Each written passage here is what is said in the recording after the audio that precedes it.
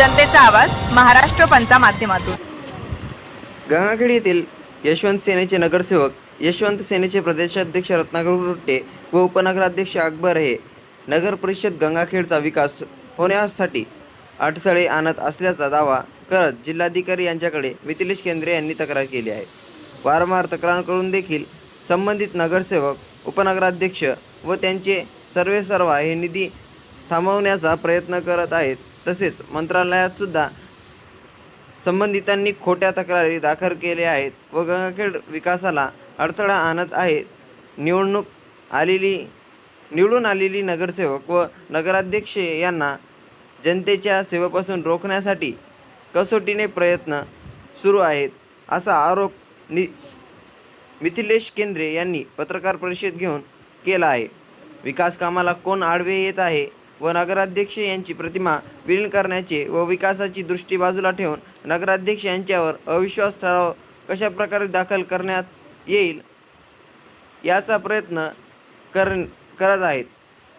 हे सर्व कृत्य गंगाखेडच्या जनतेला कळून चुकले आहे। त्यासाठी त्यांनी ही पत्रकार परिषद घेऊन मिथिलेश केंद्रे यांनी सर्व जनतेला उपनगराध्यक्ष व त्यांचे सर्वेसर्वा यांचे कृत्य कळवले आहे।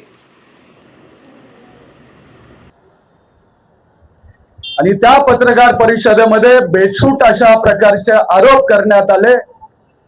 तर त्या आरोपाला उत्तर देण्यासाठी आणि प्रत्येक उत्तराला पुरावा देण्यासाठी आजची पत्रकार परिषद आयोजित करण्यात आली आहे। प्रामुख्याने 1-2-3 मुद्दे मी आपल्याला सांगतो।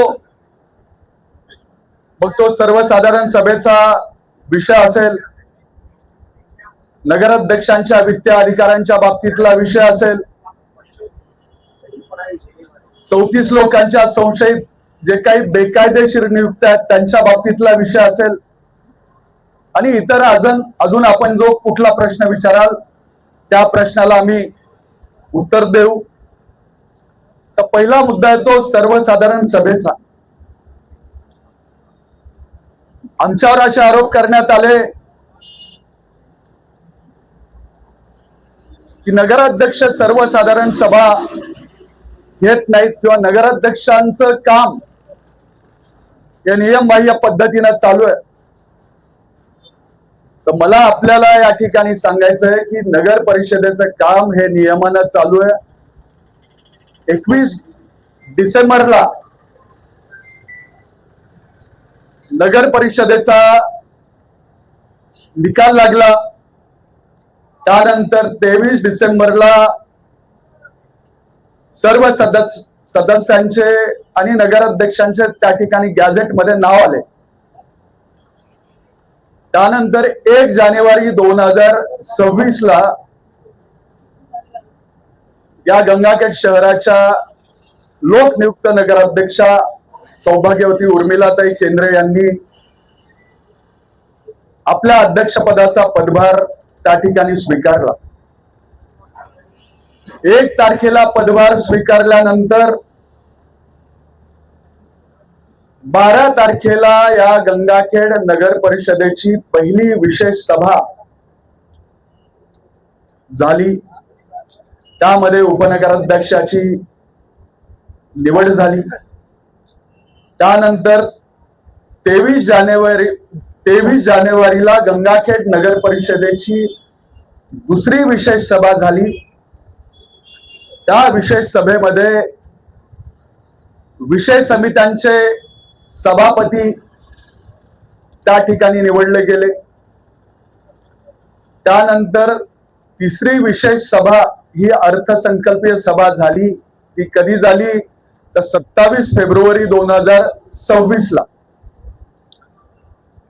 27 फेब्रुवारीला अर्थसंकल्पीय म्हणजे बजेटची मीटिंग ज्यावेळेस झाली त्यानंतर 1-1.25 महिन्याचा काळ लोटला गेल्यानंतर दिनांक 15 एप्रिलला सौभाग्यवती उर्मिलाताई केंद्रे यांनी तत्कालीन प्रभारी जे मुख्याधिकारी आहेत, कारण जे मुख्याधिकारी या ठिकाणी जे रुजू होते ते रजेवर असल्यामुळं प्रभारी मुख्याधिकाऱ्यांना उर्मिलाताई केंद्रे यांनी एक पत्र दिलंय की सर्वसाधारण सभेत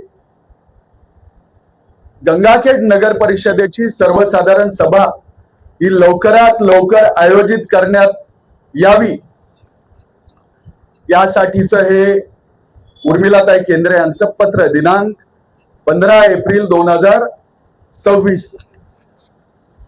या पत्रानंतर ते तुम्ही प्रत वाटायलात ना सगळे.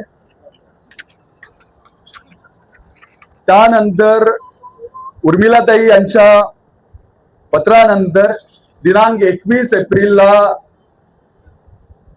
मुख्याधिकाऱ्यांनी सर्व नगरसेवकांना त्या ठिकाणी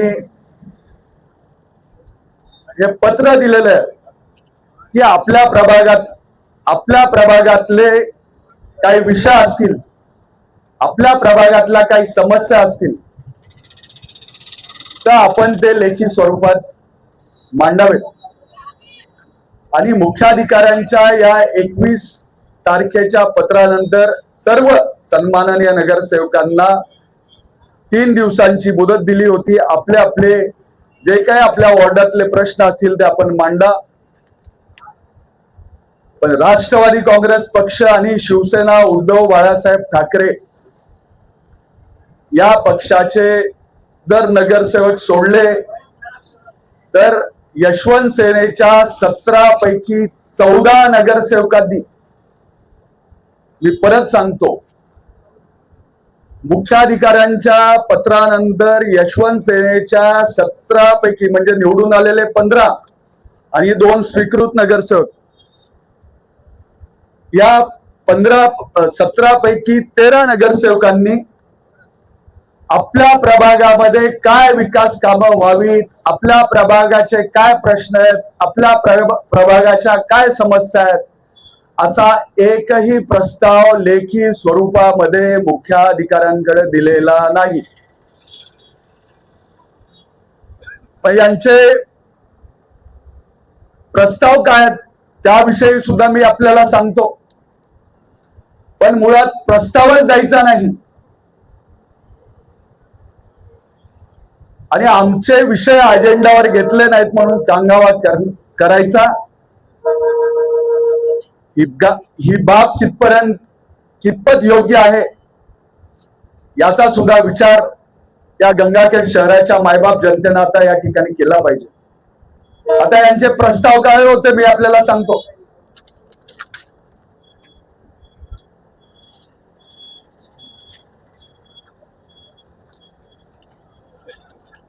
या ठिकाणी यशवंत सेनेच्या नगरसेविका मनीषा प्रमोद कुमार साळवे यांनी यांच्या प्रभागाच्या ज्या काही समस्या आहेत त्या मांडल्या आणि त्या आपण अजेंड्यावर घेतलेल्या आहेत. शब्दशः यांचे जरी आपण शब्द त्या ठिकाणी अजेंड्यावर मांडले नसतील तर आपण यांचे विषय घेतलेले आहेत. प्रामुख्याने रस्ते, नाली, पाणी, स्वच्छते संदर्भातले त्यांचे विषय आहेत.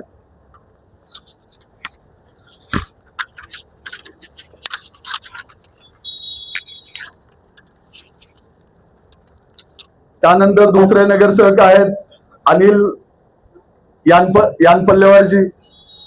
त्यांनी सुद्धा आता ते स्वीकृत सदस्य आहेत पण त्यांनी विशेषतः प्रभाग 6 व 4च्या संदर्भात त्यांनी काही विषय दिले होते ते सुद्धा आपण अजेंडामध्ये त्या ठिकाणी त्यांच्या जरी शब्दात नसले तरी मुख्याधिकाऱ्यांना जे योग्य वाटतील, जे नगराध्यक्षांना योग्य वाटतील त्या शब्दात आपण त्यांचे मुद्दे या अजेंडामध्ये समाविष्ट केलेले आहेत.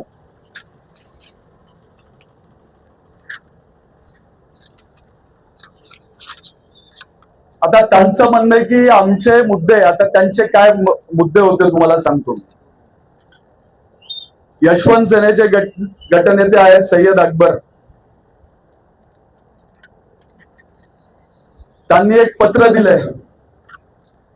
त्या पत्रामध्ये काय विषय आहे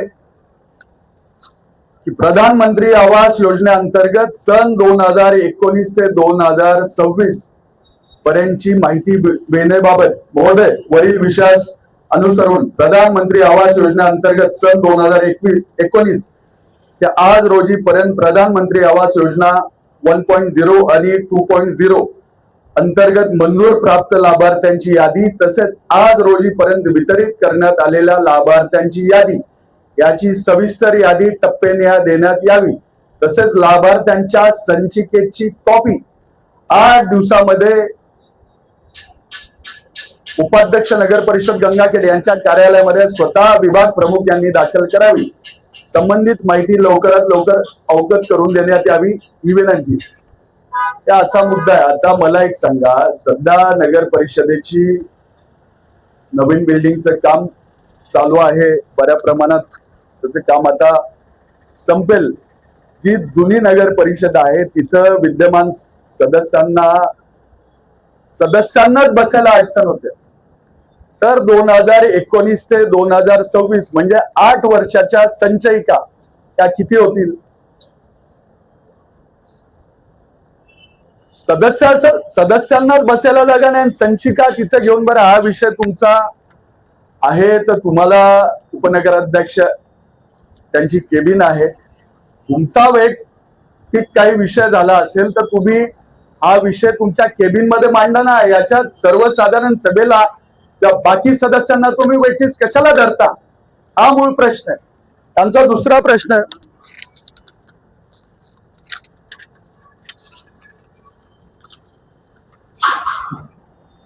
स्वच्छ यांचा ह्या गटनेत्यांचा दुसरा एक प्रस्ताव आहे की येणाऱ्या सर्वसाधारण सभेत खालील बाबी अंतर्भूत करण्याबाबत वरील विषय आपणास विनंती करण्यात येते की घनकचरा व्यवस्थापन मध्ये अनेक बाबींमध्ये बेकायदेशीरपणा दिसून येत असल्याचे खालील विषयावर रेकॉर्ड सहित विभाग प्रमुखास उपस्थित राहून चर्चा करणे। त्याच्यामध्ये विषय काय आहेत?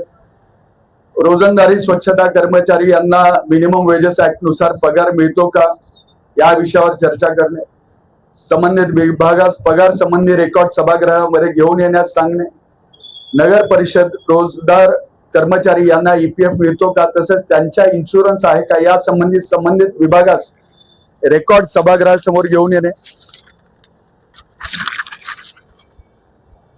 सर्व स्वच्छता कर्मचाऱ्यांना सेफ्टी मेजर पुरवले जातात त्या यासंबंधी रेकॉर्ड संबंधित विभाग प्रमुखास उपस्थित राहण्यास निर्देश देणे व या विषयावर चर्चा करणे।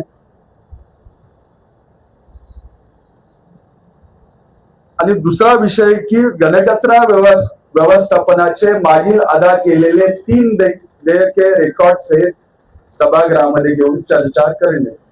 आता सन्माननीय गटनेत्यांना मी सभागृहात सुद्धा हा प्रश्न केला की गेल्या 3 महिन्यात जे सफाई कर्मचारी आहेत त्यांना मिनिमम वेजेस ऍक्ट नुसार पगार मिळावा का तर 100% मिळावा, सफाई कर्मचाऱ्यांना सेफ्टी मेजर्स त्या ठिकाणी मिळावे का तर 100% मान्य। पण हे 4 देयकेच तुम्ही का मागताय? जर चौकशी झाली पाहिजे, जर ऑडिट लागलं पाहिजे तर गेल्या 4 वर्षाचं घनकचरा व्यवस्थापनाचं ऑडिट लागलं पाहिजे। या घनकचरा व्यवस्थापनामध्ये मी तुमच्या निदर्शनास आणून देतो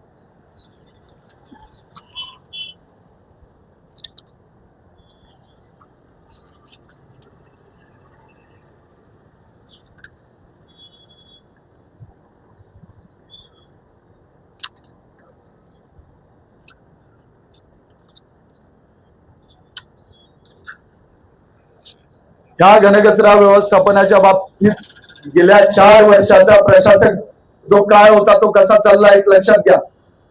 नागराळ इंडिया प्रायव्हेट लिमिटेड या एजन्सीला 3 वर्षाकरता घनकचरा संकलनाचं काम मिळालं होतं। त्यामध्ये वाहतूक, नाले सफाई तसेच आवश्यकतेनुसार जेसीबी पाणी पुरवठा करणे करिता आदेश त्यांना देण्यात आले होते। आता या नागराल एजन्सीला प्रशासकीय मान्यता फक्त 1 वर्षाची होती।